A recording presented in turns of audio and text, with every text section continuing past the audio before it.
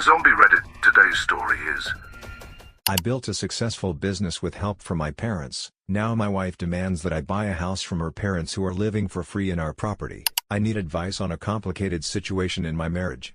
I don't usually look for help on the internet, but this time I need impartial opinions as I don't want to involve my friends, who might have prejudices on the subject. I recently had a big argument with my wife because she insists that I should buy a house for her parents.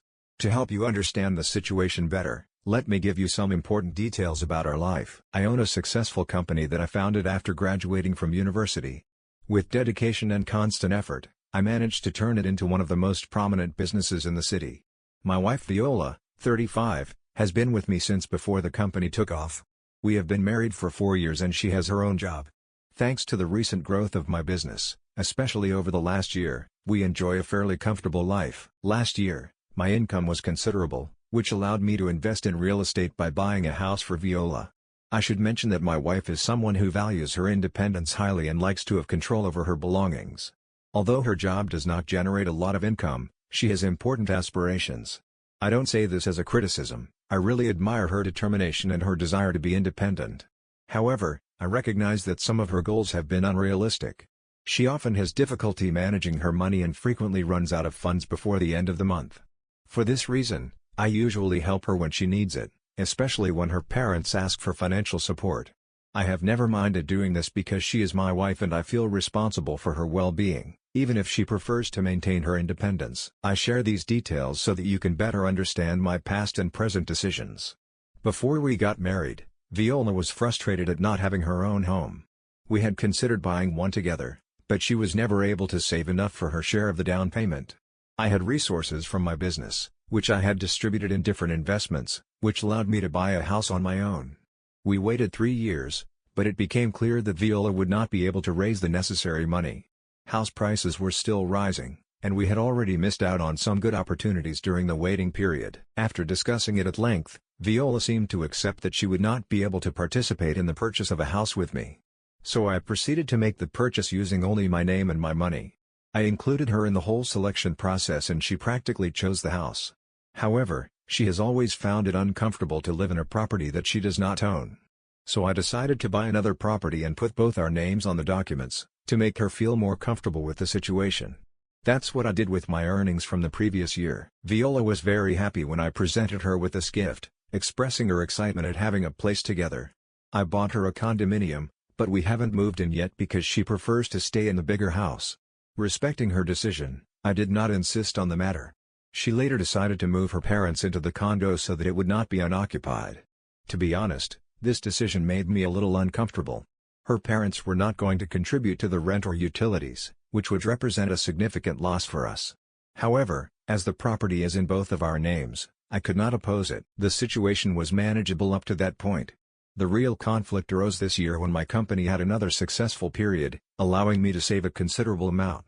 My intention was to reinvest in real estate, but this time I wanted to give my parents a house, considering that they helped me with startup capital when I started my business. When I shared this idea with Viola, I was hoping for her support, but her reaction took me by surprise. She was very upset and questioned my decision, accusing me of being selfish and untrustworthy. Confused, I asked her to explain her reaction.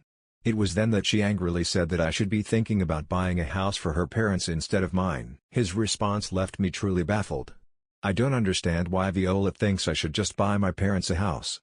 They have already been living rent-free in our apartment for the past year, something I agreed to at his insistence, but buying them a house seems excessive to me. Viola's main argument is that my parents already have a house while her parents are still renting, although, as I mentioned, they are currently living rent-free in our property.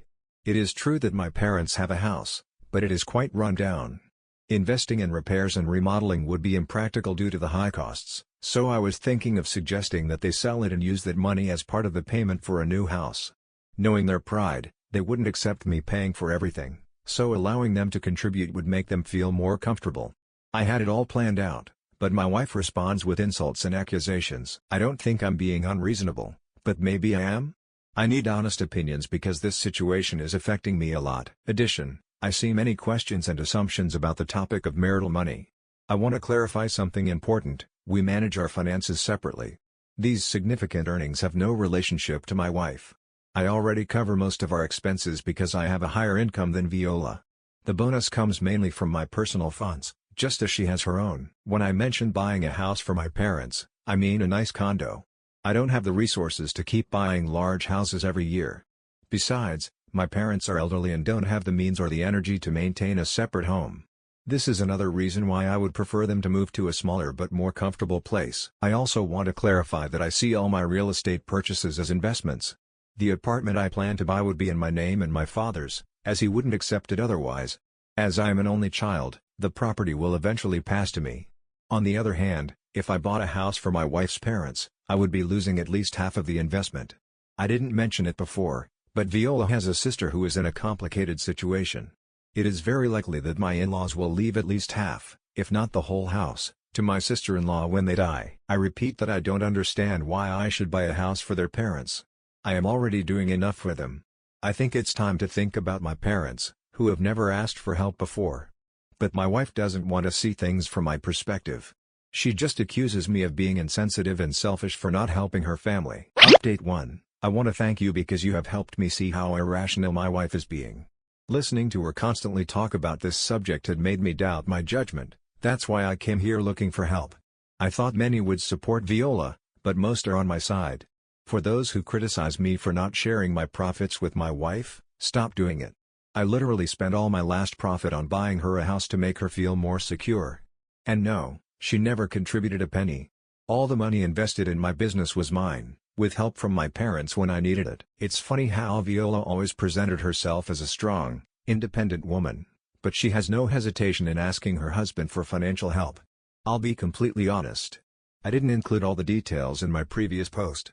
Although I mentioned that we had separate finances, in reality I have been paying for more than 90% of the household expenses. As I said, Viola is bad at managing money and usually runs out of funds at the end of the month. When she receives her salary, she sets aside a small part for household expenses and spends the rest on whatever she wants. Don't ask me what because I don't know. For the past 3 years, I have been covering most of the expenses, including supporting her parents. Like her, they are always short of money. It's a joke to say that we contribute equally when I pay for almost everything while Viola does what she wants. I have tried to talk to her. I have not allowed her spending habits for the sake of it.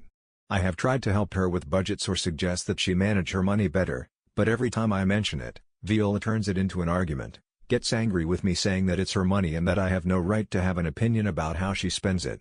When she is upset, she even threatens to go hungry and sleep in her car if I insist that she contribute more to the household. I can't allow that, so I have had to keep quiet about her spending habits. I haven't bought anything special for myself, but when I was successful for the first time, I bought her a condominium. And she still calls me selfish. I'm exhausted from all of this. I need a break. When I married Viola, I never imagined she would become someone who only seeks to take advantage of my savings. I admired her determination to be independent, but now I see that it was all fake.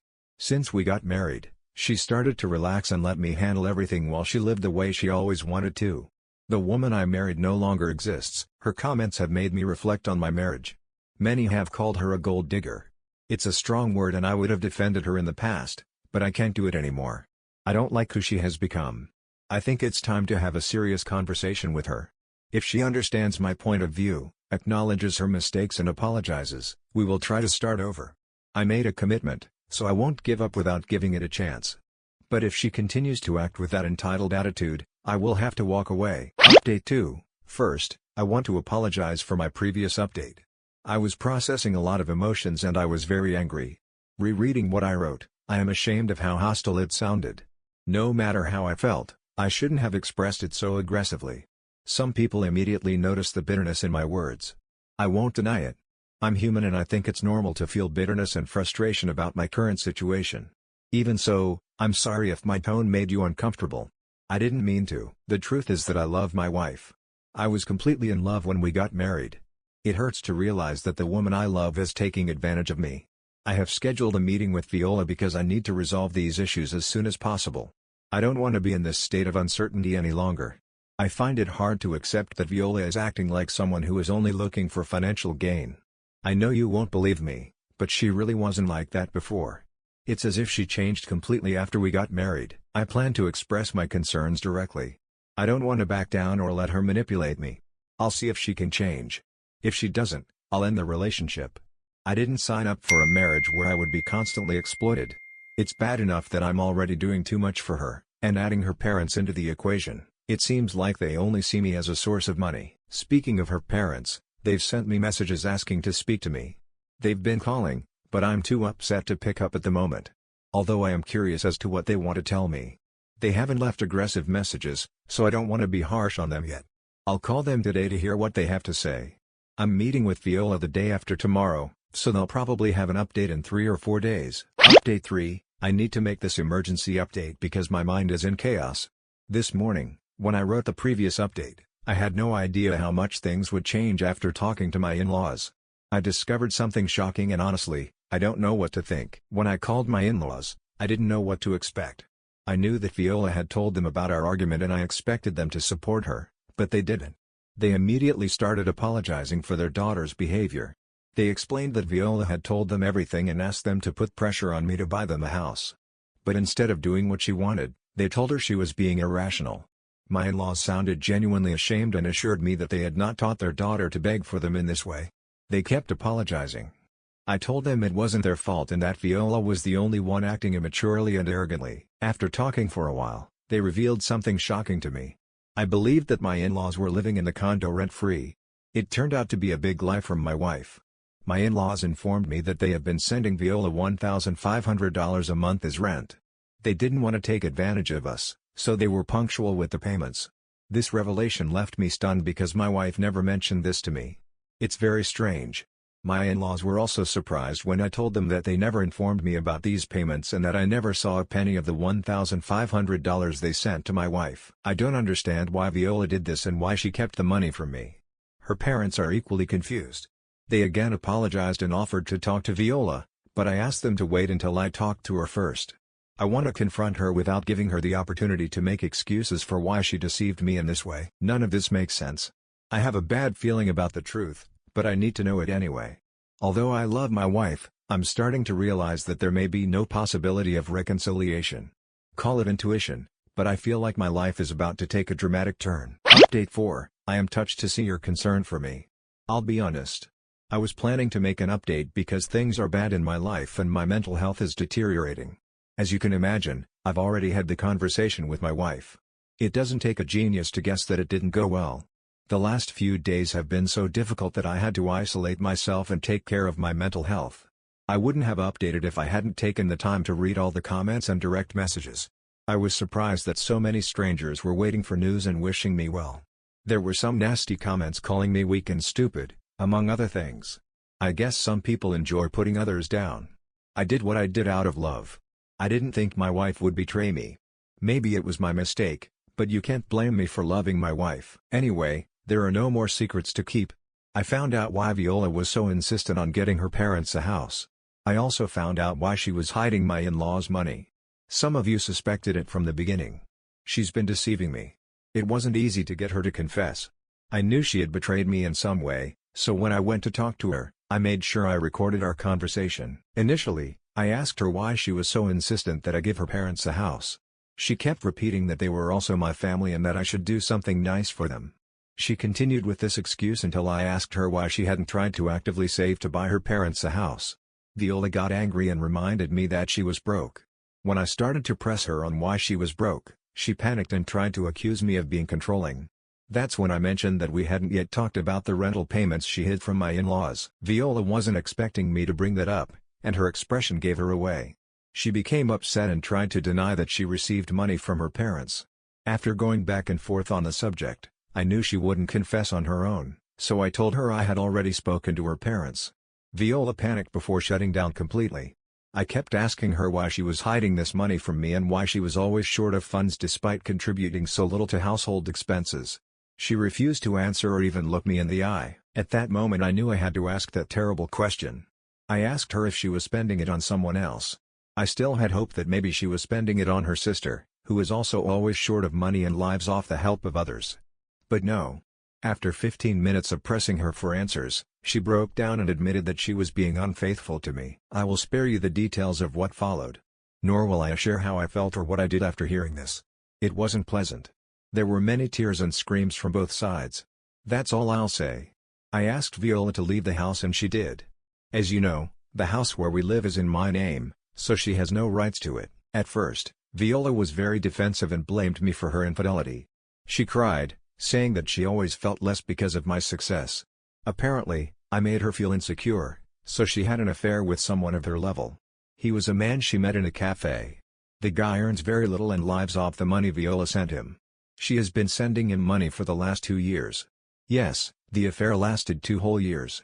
Before that, Viola spent mainly on herself, but eventually she started spending on this man because by then I was already covering most of the household expenses. In the last 4 days I have realized how much they took advantage of me, but I am going to put an end to it right now.